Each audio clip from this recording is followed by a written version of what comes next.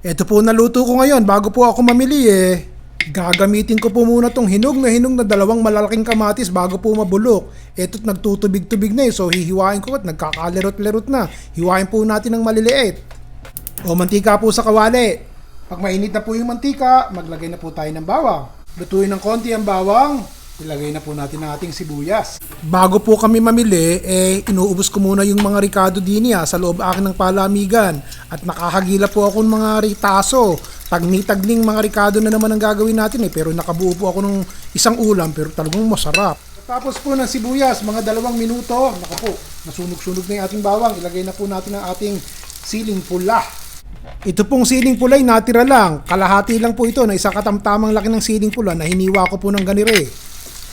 Makalipas po ang 1 minuto, ilagay na po natin ang ating tinapa. Ito naman po ay pritong tinapa na. Nagluto po ako ng rellenong tinapa ng isang araw. Ito'y natira.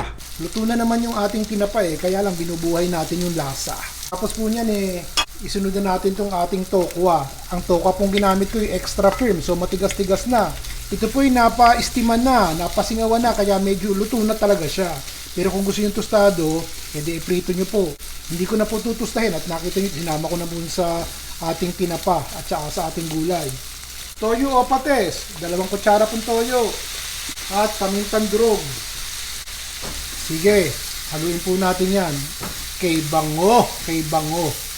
Sasama ko na po itong ating sibuyas na mura para magandang tignan.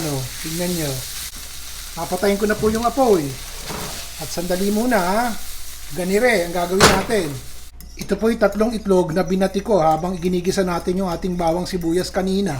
Ilalagay ko na po itong ating tokwa at saka po yung ating kakaunting tinapa na nilagyan natin ng siling pula. Gandang tignan, ano po? O ngayon, hahaluin po natin yan. Kung gusto niyo po lagyan ng harina nasa sa inyo na po yun. O magpainit po tayo ng marami-raming mantika at nilagyan ko po ng kalahating tasang harina itong ating pinagsama-samang ricado. Baka magtataka kayo, tinutorta ko po pero ang kamatis nasaan? Manood po kayo. Hayaan nyo munang maluto yung ilalim bago nyo paliguan ng mantika yung ibabaw para madali nang siyang maluto. Medyo makakapal po itong tortang ginawa ko. Nakita nyo ba? Kaya 3 minuto ko po itong pinrito bago po itinaob. Sa makatuwid po, mga 6 na minuto ko itong ipinrito, tinusta ko talaga ng mabuti para po masarap at medyo may kagat at malutong yung ibabaw. Balik po natin yung kawaling ating pinaggisang kanina. Lagyan po natin ng konting mantika, 2 kutsara. Ilalagay ko na po itong ating kamatis. Ito pong kamatis na medyo hinog na kaya dinesisyonan ko ng isama rito sa ulam natin ginagawa para maraming sabaw. Pamintang durog. Patis po din ang ilalagay ko, 2 kutsara.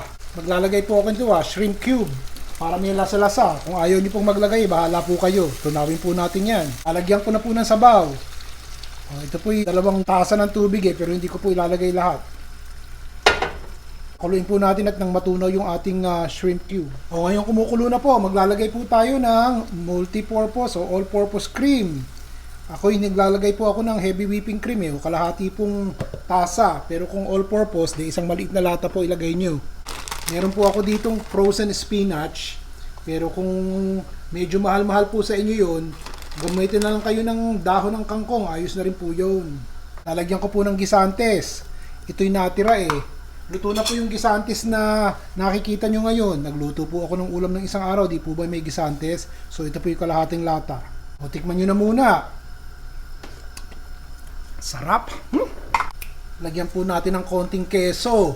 At medyo umalat-alat ng konti. Ayan. Para medyo maging malapot yung ating sabaw. Haluin po natin yan. Ako po, ang gandang tingnan. Di po ba? Berde at pula. Dahil dun sa kamatis. Pag kumukulo na ilagay na po natin tong ating tortang tinapa na may kasamang tokwa. Yan kung kakain na po kayo. At hayaan nyo na pong lumapot yung ating malakremang sabaw. Sarap nito. Tignan nyo nga. Napagtagni-tagni natin yung mga ricado at ito ko nalabasan. Ito po yung mga natira-tira lang sa refrigerator na inipon-ipon ko. Yan, nagawa pa tayo ng isang ulam. Kakainin nyo po yan. Mukha namang masarap hindi po ba? Ay nako mga kaibigan, para nagkukwentuhan lang tayo, di ba? Nandiyan kayo, narito ako, nagluluto ako. Doon nagsisimula ang magandang relasyon. Lalo na pag gutom po ang nanonood. Huli na kayo, bibigyan ko kayo nito Si Ron Bilaro po.